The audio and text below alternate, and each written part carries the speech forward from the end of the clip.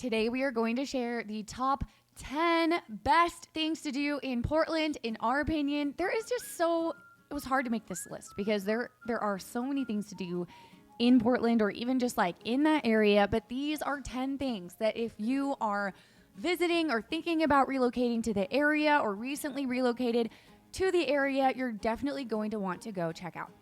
And before we get into it, the whole reason that we're doing this video is because we are a top producing husband and wife real estate team. I'm Mariah. And I'm Spencer. If you're new here.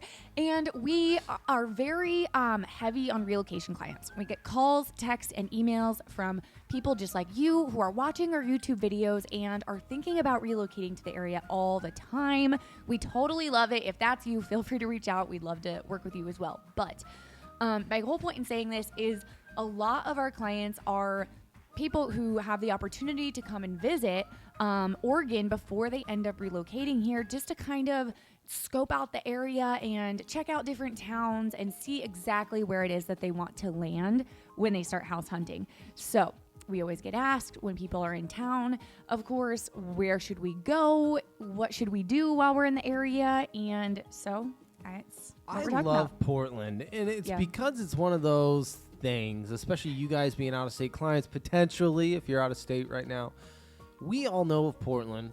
We've all heard of Portland. There's usually an assumption that comes with the city or the town of Portland, whatever you want to call it. It's a city to me.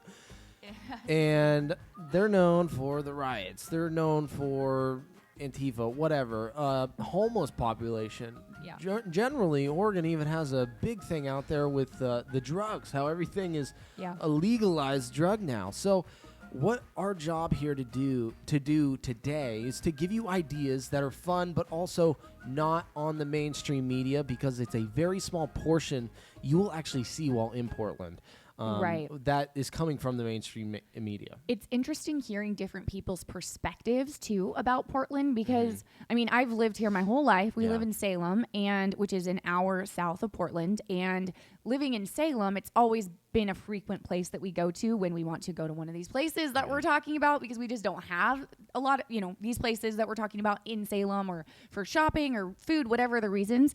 It's just a frequent place that I've always gone. But it's interesting hearing other people's opinions. I was just chatting with a gal who just moved here from another state, and she moved to the Salem area and was talking about, I was telling her how I was about to go to Portland with my sister and our kids, and she was like, oh my goodness, you're doing, like, what? Like, and it's crazy how the picture has been painted just because of, the news and all of that. But I can promise you there are obviously, like every city, there's parts you don't want to go to, but it's not just this crazy, dangerous place. There's actually a lot of fun things to do. So with all that being said, that was a long intro. I'm glad we cleared that air, though. Yes. I'm really glad, because it has to be said. And Mariah's right, though. There's so some true. areas you're going to walk through, and even a street away, you're going to be like, I should probably not go down that street. Yeah. But the main districts and the main areas, especially what's on this list, it's beautiful, it's fun, it's vibing, people are out. And obviously, we live in Oregon, so it's going to be green and pretty, very pretty. It's definitely a unique city, and it's worth checking out. So the first place that you should go check out is Powell's Books. So this is actually the world's largest independent bookstore, and it's located right downtown. I could spend all day here. You know what? Which she has. She really has spent all day here. It's been a long time. And husband's out dragging her like, let's go.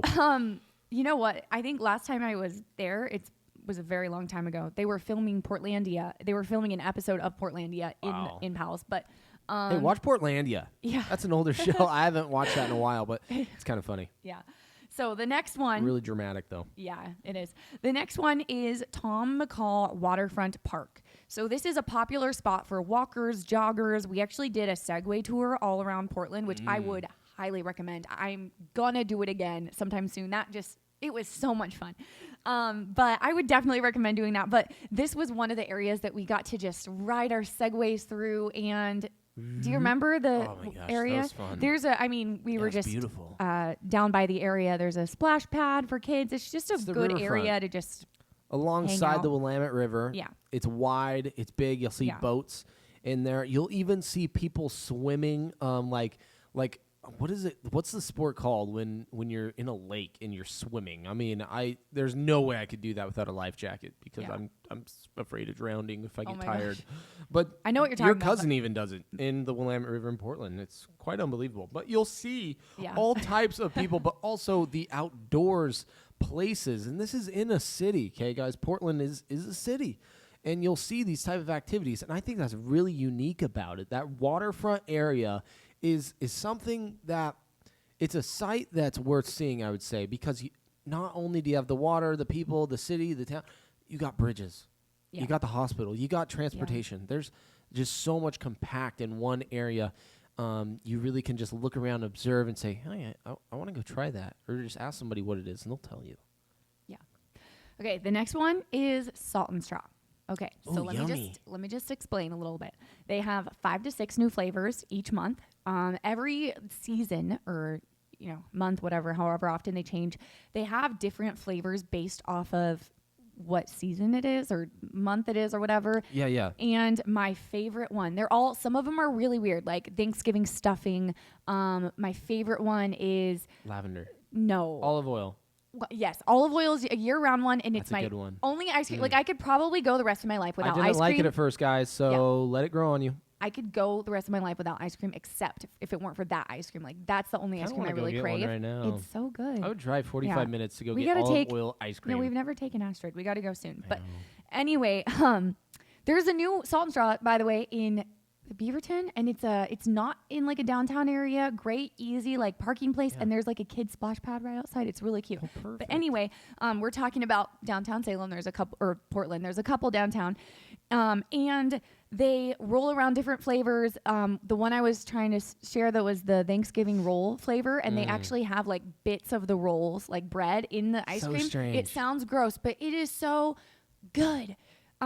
So yeah, it's just a fun place to go to and try different flavors. You know what's cool about Salt and Straw, though? I'll add to that. They're open late. They're open later. So like, if you get done, this is where we usually go. This is when we usually go to Salt and Straw, and it's after we go see a play, a show during Christmas season or shopping. Yeah. Little later in the evening. Usually it's going to be dark. I really like the one on the west side of Portland.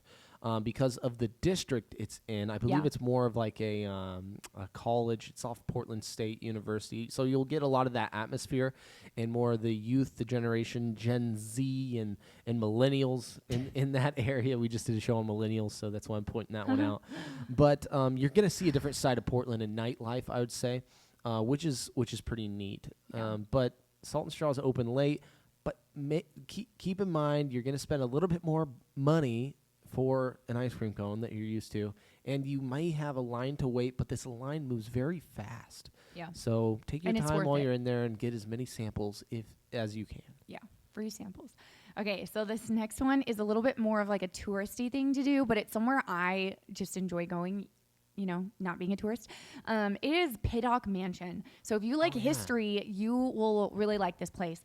Built in 1914, the Pittock Mansion tells a story of Portland's transformation from pioneer town to modern industrialized city through the history and legacy of one of its most influential families. Mm-hmm. So it is a built in 1914 mansion up on a hill. There's a beautiful view. It's like a very, very high point in Portland, so you can see the whole city, and a lot of people just go there and don't even pay to go inside and just have picnics because it's such a pretty view. But I know it's pretty inexpensive to just pay to go inside. You can walk through it, or you can have a tour and have it like explained to you, but it's just like a cool piece of history to check out for sure. Definitely a piece of history you'll want to see that you can't really get anywhere else. Yeah.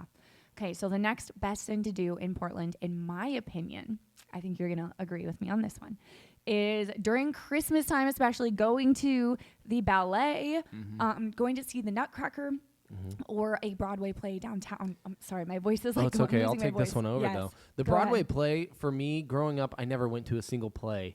I didn't know really what a real theater was, and going since I was at the age of 18 now, I think it was, and maybe even 19, is they grow on you, and it's worth the money because sometimes tickets can be expensive, but I look at it in this perspective. I'm supporting local theater, and to me, that's a trade that just isn't appreciated enough. because this is real acting, guys. This is real theater, dancing. Yeah. Even the phenomenal. orchestra, Yeah. I would say, go and get tickets if Yeah. you're in town and there's something playing that evening. It's definitely worth the price of admission, and you'll experience something you might not get to experience where you currently live. Yeah, it's definitely a fun experience. Especially, I feel like it's a fun thing to do with your family is amazing. and experience to give your kids. Yeah. Okay, the next best thing to do in Portland, of course, is the shopping. So there's a lot of different types of shopping, whether you want like a shopping mall, different sides of town, different areas. But I would say the best type of shopping is they have a lot of really great boutiques on all different sides of town, as well as thrift stores, which I think the thrift stores are really fun. I love North Mississippi Avenue. It's one of my favorite sides of town to go to just to look at the shops, like the boutiques and the thrift shops. And there's just a lot to see and a lot of different options, and it's just fun. Mm-hmm. It's a good place to go. Yeah. Okay. The next thing is eat. Food carts or restaurants. There are so many diverse, amazing, great food options in Portland. That's one thing I would say that they're maybe even known for, is just having really, really good food. Yeah, there's food cart districts. There's areas where, you can literally just walk up to a food cart and order if you don't want to do some dining. Yeah. But ultimately, I see Portland with more Mediterranean, Yes. more Indian, in those type of dishes, those cuisine type So dishes. good. But then ultimately, your diner experiences, if you want to find good dining, evening dining especially, if you're married, anniversaries, dating, whatever, and you want to have that more one-on-one intimacy with better atmosphere, definitely head north up to Portland, make a reservation 3-4 days before, and I think it'll change your whole evening, but then also give you a different perspective of the city, like we were mentioning in the very beginning of the show, because that mainstream media really did instill just something in people's brains and minds, even Oregonians, as to don't go to Portland. Yeah. But you're missing this out video on so much. really is telling you, try it out. Yeah. Obviously, know certain areas to stay away from, but fine dining is definitely a great experience that you will want to do. One of my favorite restaurants I just have to give a shout out to, I've not been there in years and years. It's called Marrakesh. Oh, and yeah. it's We went there on so- anniversary day dinner. Yes, I actually went there for my bachelorette party. That's just why like we during the went day. there. You wanted Yeah, to go. it was so good though. They It's open still? Do you yes, know? they just have different hours, but they are still open. You sit on the floor on pillows, and just like you're in Marrakesh, and they come around and they have water they pour in your hands to wash your hands before you eat. It's a whole you get this whole all the different courses of the food. Be ready to eat. Yes, you sit on the pillows. It's decorated really cool. There's belly dancers, and another thing I love is you eat with your hands. So it's kind of fun. They don't have any utensils at all, so you have to eat everything with your hands, and it's just unique food you don't It see is everywhere. pretty neat. Yes. Okay. The next thing to do in Portland is the Saturday market. So I don't think I've ever been to the Saturday market. I hadn't been in a very long time. I haven't been up that early. But yeah, it is the biggest Saturday market I've ever been to. There are so many cool things to look at, from crafts, handmade things, just so much really cool, good quality, well-made things. Do you know a besides landmark just produce? where the Saturday market's located? I couldn't By the tell you off the top of riverfront? my head. I do think yes, it's Yeah. that direction. If It you is follow by the the riverfront, but it's going to be on the west side of the roadway. So if you're near the riverfront downtown, I think it's more northwest downtown. Sorry, I can't give you an exact street, but you can look it up. Find the green, find the Willamette River. It's across the street, heading west. Yeah. Yeah, it is by the Willamette River. So another place this is a very, touristy thing, I guess, as well. Cheap, unique donuts. You've got to go do Voodoo Donuts. Voodoo. I don't know. It's not my favorite. I'm not just a huge Voodoo Donut fan, but I remember It was something to do. it was, as a kid, it was always exciting because it was just something you don't have everywhere. But they also have them in Eugene now. But Oh, they do? yes. Okay. They do make good donuts, though. Unique quality donuts, I would say. There's different weird kinds. There's a kind with Fruit Loops on it that I really like. I'd say Bacon they're donuts. the salt and straw of donuts. Yes. Yes. Okay. The last thing that you got to do when you go to Portland is explore the Portland coffee scene. This is something else I feel like Portland is really known for is coffee, also probably breweries as well, which we won't even touch on, but Stumptown is a very popular spot, but there's just so many amazing local coffee shops every turn in Portland. If you're not from here, if you're from like a different part of the country, you might just be like, why are there coffee shops everywhere? But for us, it's a way of life. It's normal. We're used to that, but really, Juice really bars, good coffee. Yes. Okay. Well, there you have it. That's our list. Let us know what you think in the comments below. And again, if you are thinking about relocating to Oregon, we would love to chat with you and see how we could help. Our contact information is below.